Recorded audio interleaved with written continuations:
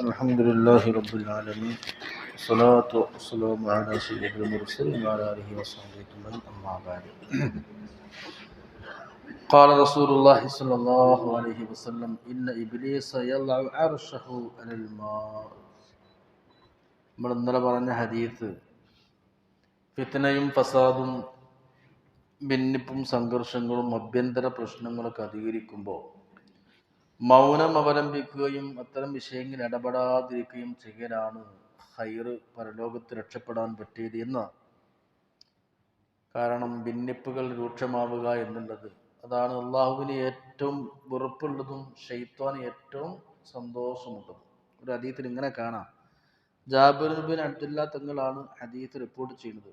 നബി തങ്ങൾ പറയാണ്, ഇന്ന ഇബ്ലീസ, തീർച്ചയായിട്ടും ഇബ്ലീസ് അവൻ്റെ പണി ജനങ്ങളെ വഴി വിയപ്പിക്കുക, നരകത്തിലേക്ക് ആളെ ക്ഷണിക്കുക, സ്വർഗത്തിനെ തൊട്ട് ആട്ടി അകറ്റുക. ഇതാണ് ഇബ്ലീസിന്റെ ഏറ്റവും വലിയ ധർമ്മം. ഇബ്ലീസിന്റെ പണി എന്നും രാവിലെ പോലീസ് സ്റ്റേഷനിൽ അല്ലെങ്കിൽ വലിയ ഗവൺമെന്റ് ഓഫീസുകളിലൊക്കെ എല്ലാവരെയും അസംബ്ലി വിളിച്ചിട്ട് കീഴുദ്യോഗസ്ഥന്മാരൊക്കെ വിളിച്ചിട്ട് വലിയ ഉദ്യോഗസ്ഥൻ ചില നിർദ്ദേശങ്ങൾക്ക് കൊടുക്കും.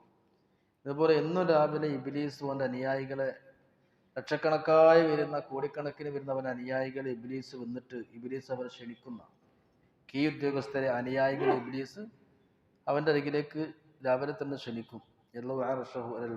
ഇബ്ലീസിന്റെ സിംഹാസനത്തിൽ ഇബ്ലീസ് എല്ലാവരും വിളിച്ചു വരുത്തും. ഇബ്ലീസിന്റെ സിംഹാസനം അൽമാക്ക് വിശദീകരിക്കേണ്ട വിഷയമാണ്.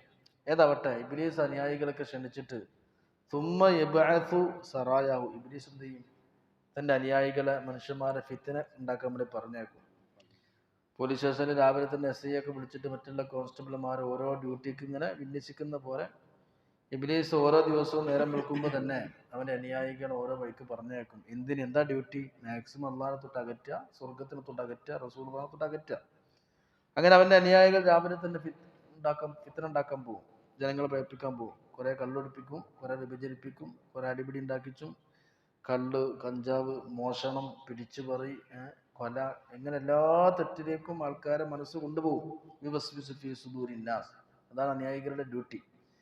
അങ്ങനെ അനുയായികൾ, വ്യത്യസ്തരായ അനുയായികൾ പല കോലത്തിലുള്ള നാശം ഉണ്ടാക്കാൻ വേണ്ടി ജനങ്ങളിലേക്ക് ഇറങ്ങിത്തിരിക്കും. ആൾക്കാരൊക്കെ അള്ളാഹിനെ തൊട്ട് അകറ്റും. ഇനിയല്ല വിഷയം. ഇനി വൈകുന്നേരം ആകുമ്പോൾ ഇബ്ലീസ് അനുയായികളൊക്കെ തന്റെ അരികിലേക്ക് ക്ഷണിക്കും. എന്നിട്ട് പറയും, ഞങ്ങൾ രാവിലെ ഡ്യൂട്ടിക്ക് വിട്ടിനല്ലോ, ഓരോരുത്തരും ഞാൻ ഡ്യൂട്ടിക്ക് വിട്ടിനി, മനുഷ്യന്മാരെ സ്വർഗത്തിനെ തൊട്ട് അള്ളാഹിനെ തൊട്ട് അകറ്റാനൊക്കെ. ആ ഡ്യൂട്ടിക്ക് നിങ്ങൾ നിർവഹിച്ചോ? എല്ലാവരും അവനാൻ ചെയ്ത് ഡ്യൂട്ടി റിപ്പോർട്ട് സമർപ്പിക്കാൻ പറയും. ഹദീസാണ്. അങ്ങനെ എന്ത് ചെയ്യും? ഇബ്ലീസിന്റെ അനുയായികൾ വന്നിട്ട് നേതാവായ ഇബ്ലീസിന്റെ മുമ്പിൽ അവർ ചെയ്ത തെറ്റുകളൊക്കെ, അവർ ചെയ്ത ഡ്യൂട്ടികൾ, അവർ ചെയ്ത സേവനങ്ങളൊക്കെ ഇബ്ലീസിന്റെ മുമ്പിൽ അവർ സബ്മിറ്റ് ചെയ്യും, സമർപ്പിക്കും, റിപ്പോർട്ട് അവതരിപ്പിക്കും. പിന്നെ വിധങ്ങൾ പറയാം, ഏറ്റവും അധികം ഫിത്ന ഉണ്ടാക്കിയതാരാണോ ഓൽക്കായിരിക്കും അന്ന് ഏറ്റവും അധികം സ്വീകാര്യത. ഇബ്ലീസിന്റെ മുമ്പിൽ അന്ന് ഡ്യൂട്ടി ചെയ്യാൻ ഇറങ്ങിയ ലക്ഷക്കണക്കായ അനുയായികൾ ഏറ്റവും സ്വീകാര്യത കിട്ടലും ഇബ്ലീസ് അപ്രിഷിയേറ്റ് ചെയ്യലും അഭിനന്ദിക്കലും സമ്മാനം കൊടുക്കലൊക്കെയാണ് ഏറ്റവും അധികം ഫിത്ന ഉണ്ടാക്കിയ ആളാണ്. അപ്പൊ യക്കൂര് ഫാൽത്തു കഥ വക്കഥ. ഒരാൾ വന്നിട്ട് പറയും, നേതാവേ, ഞാൻ ഇന്ന് പോയിട്ട് കുറെ ആൾക്കാരെ നിസ്കാരത്തിനെ തൊട്ട് അകറ്റിയിട്ടുണ്ട്, നിസ്കരിപ്പിച്ചിട്ടില്ല. ഇബ്ലീസ് പറയും, വളരെ നന്നായി നീ ചെയ്ത്. വേറൊരാൾ പറയും, നേതാവേ, ഞാൻ കുറെ ആൾക്കാരെ കള്ളുപിടിപ്പിച്ചിട്ടുണ്ട്, അത് വളരെ നന്നായി. ഇങ്ങനെ അഭിനന്ദിക്കും, എല്ലാവരും അഭിനന്ദിക്കും. വേറെ ഒരാൾ എന്നിട്ട് പറഞ്ഞ ആൾക്കാരെ നോമ്പിനെ തൊട്ട് അകറ്റിയിട്ടുണ്ട്, പള്ളിയെ തൊട്ട് അകറ്റിയിട്ടുണ്ട്, ദിക്റിനെ തൊട്ട് അകറ്റിയിട്ടുണ്ട്, തൗഹീദിനെ തൊട്ട് ഇങ്ങനെ ഓരോരുത്തർ പറയും.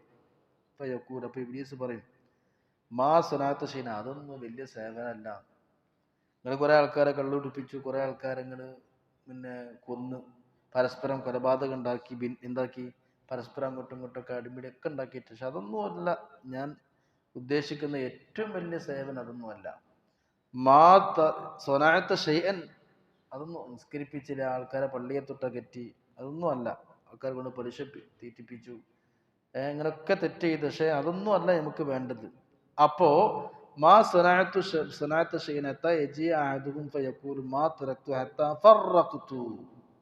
അപ്പൊ ഒരാൾ നീച്ചെന്നിട്ട് പറയും, നേതാവേ, ഞാന് ഭിന്നിപ്പുണ്ടാക്കിയിട്ടുണ്ട്, ആൾക്കാരുടെ ഇടയിൽ ഞാൻ രണ്ടാക്കിയിട്ടുണ്ട്, ഭാര്യഭർത്താക്കന്മാർക്കിടയിൽ ഭിന്നിപ്പുണ്ടാക്കിയിട്ടുണ്ട്, നാട്ടുകാരെ രണ്ടാക്കിയിട്ടുണ്ട്, ആ സംഘടനക്കാരെ രണ്ടാക്കിയിട്ടുണ്ട്, ആ പാർട്ടിക്കാരെ രണ്ടാക്കിയിട്ടുണ്ട്, നാട്ടുകാരെ രണ്ട് ചേരിയാക്കിയിട്ടുണ്ട്. ഇത് പറയും. അപ്പോൾ അല്ലെങ്കിൽ ഞാൻ ഭാര്യ ഭർത്താക്കന്മാരുടെ ഇടയിൽ അങ്ങനെ ഭിന്നിപ്പുണ്ടാക്കിയിട്ടുണ്ട്, ഇതൊക്കെ ഇബ്ലീസ് പറഞ്ഞു കൊടുക്കും. ഇബ്ലീസ് ഇങ്ങനെ ഓരോരുത്തരടുത്ത് ഇങ്ങനെ ഓരോന്ന് വന്ന് പറഞ്ഞിട്ട് ഇങ്ങനെ മാക്സിമം ഭിന്നിപ്പുണ്ടാക്കുക. ഈ ഭിന്നിപ്പുണ്ടാക്കുക എന്നുള്ള ഫിത്ന ചെയ്ത ആ ഡ്യൂട്ടി ചെയ്ത ഷെയ്ത്താൻ വന്നിട്ട് ഇബ്ലീസിനോട് പറയും, ഞാൻ ചെയ്ത ഇന്നത്തെ സേവനം ഇതാണ്.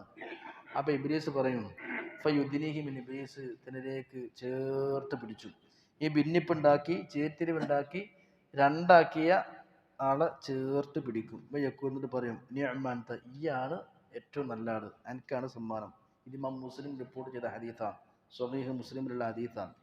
അവനെ ചേർത്ത് പിടിച്ച് ഇബ്ലീസ് സമ്മാനം കൊടുക്കുകയും സിംഹാസനം വെച്ച് കൊടുത്ത് ആദരിക്കുകയും ചെയ്യും. അപ്പൊ ഒറ്റ വിഷയം എന്താണ്? ഏറ്റവും അധികം ഇബ്ലീസിന് ഇഷ്ടപ്പെട്ടത് കള്ളുടിപ്പിക്കലോ വ്യഭിചരിപ്പിക്കലോ പലിശ തീറ്റിക്കലോ നിസ്കരിക്കാതെ മനുഷ്യന്മാരെ നിസ്കാരത്തിൽ തൊട്ടകറ്റലോ പള്ളിനെ തൊട്ടകറ്റലോ ഒന്നുമല്ല, ഭിന്നിപ്പുണ്ടാക്കുക എന്നുള്ള വിഷയമാണ്. ഇനി ഓരോരുത്തരും ചിന്തിക്കണം, നമ്മളെ കൊണ്ട് ഇബ്ലീസ് ജയിക്കുന്നുണ്ടോ എന്നുള്ളതാണ്. നമ്മളെപ്പോഴും ഭാഗവാക്കാണ്. കക്ഷി ചേർന്ന് പക്ഷം ചേർന്ന് നമ്മൾ സംസാരിക്കുമ്പോൾ നമ്മൾ സ്വാഭാവികമായിട്ടും ഭിന്നിപ്പുണ്ടാക്കുന്ന വാക്കുകളും പ്രവൃത്തികളും ആയിരിക്കും നമ്മളിൽ നിന്ന് ഉണ്ടാവുക. അതുകൊണ്ട് രണ്ടാം പ്രത്യേകിച്ച് ഭാര്യ ഭർത്താക്കന്മാർക്കിടയിൽ അമ്മായിമ്മൻ്റെ അടുത്ത് ഓരോന്ന് പറയും, അങ്ങനെ തോന്നിപ്പിക്കും, പിന്നെ മരുവരുടെ ഇങ്ങനെ തോന്നിപ്പിക്കും, നാത്തൂൻ്റെ അടുത്ത് ഇങ്ങനെ കുടുംബത്തിൽ കലഹം ഉണ്ടാക്കി മാക്സിമം ഭിന്നിപ്പിക്കുക. ഇതിൽ കുടുങ്ങിയ ഭർത്താവ് രാഷ്ട്രീയം ചെയ്യും, ഉമ്മാനക്ക് വെറുപ്പിക്കാൻ പറ്റൂല, ഭാര്യനെ മെല്ലെ അകറ്റും. ആ അകൽച്ച ഇങ്ങനെ കൂടി വന്ന് ലാസ്റ്റ് ഡിവേഴ്സിലേക്ക് എത്തും. അപ്പോൾ ഒരു കാര്യം മനസ്സിലാക്കേണ്ടത്, നേരം വെളുക്കുമ്പോൾ തന്നെ ഇബ്ലീസ് തന്റെ കോടിക്കണക്കായ അനുയായികളെ ഫിത്നയും ഫസാദും ഉണ്ടാക്കാൻ ഭൂമിയേക്ക് പറഞ്ഞയച്ചാൽ അവർ വ്യത്യസ്തമായ ഫിത്നയും ഫസാദും കച്ചറിയും കുരുമാരൊക്കെ ഉണ്ടാക്കി ജനങ്ങളെ തെറ്റിലേക്ക്, ദുർമാർഗത്തിലേക്ക്, പിഴവിലേക്ക്, ദോഷത്തിലേക്ക് കൊണ്ടുപോയി എല്ലാ ഡ്യൂട്ടിയും കഴിഞ്ഞിട്ട് വൈകുന്നേരം ഇവരൊക്കെ നേതാവായ ഇബ്ലീസിന്റെ മുമ്പിൽ വന്നിരിക്കും. ഇബ്ലീസ് സിംഹാസനത്തിൽ ഇരുന്ന് ഇങ്ങനെ കൊട്ടാരത്തിൽ ഇരുന്ന് ഇങ്ങനെ അവരോട് ചോദിക്കും, ഓരോരുത്തർ ചെയ്ത റിപ്പോർട്ട് അവതരിപ്പിക്കുകയും. അപ്പോൾ ഒരു ശൈത്താൻ പറയും ഞാൻ കള്ളുടിപ്പിച്ചു, വേറെ ശൈത്താൻ പറയും ഞാൻ വ്യഭിചരിപ്പിച്ചു. ഇങ്ങനെ എല്ലാവരും ഓരോരുത്തർ ചെയ്ത തെറ്റുകൾ ഇങ്ങനെ പറയും. നമ്മളെ വീക്ഷണത്തിൽ തെറ്റ്, അവരുടെ വീക്ഷണത്തിൽ സേവനം. അപ്പൊ ഇബ്ലീസ് ഏറ്റവും അധികം അപ്രീഷിയേറ്റ് ചെയ്യലും ഏറ്റവും അധികം അഭിനന്ദിക്കലും സന്തോഷിപ്പിക്കലും സമ്മാനം കൊടുക്കലും ഫസ്റ്റ് റാങ്ക് കിട്ടലും ആർക്കാണെന്നറിയോ? ഭിന്നിപ്പുണ്ടാക്കിയ ആൾക്കാർക്കാണ്.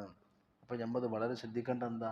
ഈ കുത്തിത്തിരിപ്പുണ്ടാക്കുക, ഭിന്നിപ്പുണ്ടാക്കുക എന്നുള്ളതാണ് ഏറ്റവും വലിയ തെറ്റ്. അൽഫിത്തിന് തശദ്ദുമിന സിന, അല്ലെങ്കിൽ അൽഫിത്തിന് തശദ്ദുമിനൽ ഖത്ൽ, കൊല്ലുന്നതിനേക്കാളും വ്യഭിചരിക്കുന്നതിനേക്കാളും ഒക്കെ ഗുരുതരമായ പ്രശ്നങ്ങൾ ഉണ്ടാക്കൽ ഈ ഭിന്നിപ്പാണ്. ആ ഭിന്നിപ്പ് ഇങ്ങനെ ഗ്യാപ്പ് കൂടി വരും. അത് പിന്നെ മക്കളിലേക്കും മക്കളുടെ മക്കളിലേക്കും പരമ്പരകളിലേക്കും ഇങ്ങനെ വരും. പിന്നെ രണ്ട് കുടുംബക്കാർ തമ്മിൽ തെറ്റായി, ആ കുടുംബം ഈ കുടുംബം തമ്മിൽ എല്ലായിടത്തും അതുണ്ടാകും. അങ്ങനെ ആ ഭിന്നിപ്പ് ഒരിക്കലും പെട്ടെന്നൊന്നും മാറൂല. അതിൻ്റെയൊക്കെ കാരണം തുടക്കത്തിലുള്ള ഒരു ഭിന്നിപ്പിന്റെ ചിന്ത ഉണ്ടാക്കി കൊടുത്തതായിരിക്കും. അതാണ് ഇബ്ലീസിന്റെ ഏറ്റവും വലിയ സേവനം. അതുകൊണ്ട് നമ്മളെ കൊണ്ട് ഇബ്ലീസിന് സമ്മാനം കിട്ടരുത്. ഇതായിരിക്കും നമ്മൾ ചിന്തിക്കേണ്ടത്. വളരെ ഗൗരവത്തിൽ ചിന്തിക്കേണ്ട ഹദീസാണ്.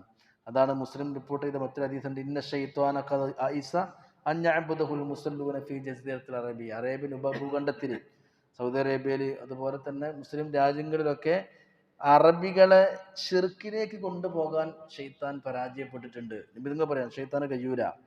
എല്ലാ അറബികളെയും എല്ലാ മുസ്ലിമീങ്ങളെയും അള്ളാഹുവിനെ നിസ്കരിക്കുന്നതിനെ തൊട്ട് അകറ്റാനൊന്നും ഇബ്ലീസിന് കഴിഞ്ഞിട്ടില്ല. ഇന്ന ഷെയ്ത്താൻ, ഇബ്ലീസ് ഉണ്ടല്ലോ, ഖദ് അയിസ അൻ യഅ്ബുദഹുൽ മുസ്ലിമൂന ഫീ ജസീറത്തിൽ അറബി, അറേബ്യൻ ഉപഭൂഖണ്ഡത്തിൽ അവിടേക്കുള്ള അറബിയാളെ നിസ്കരിപ്പിക്കാതിരിക്കാനൊന്നും ഇബ്ലീസിന് കഴിഞ്ഞിട്ടില്ല.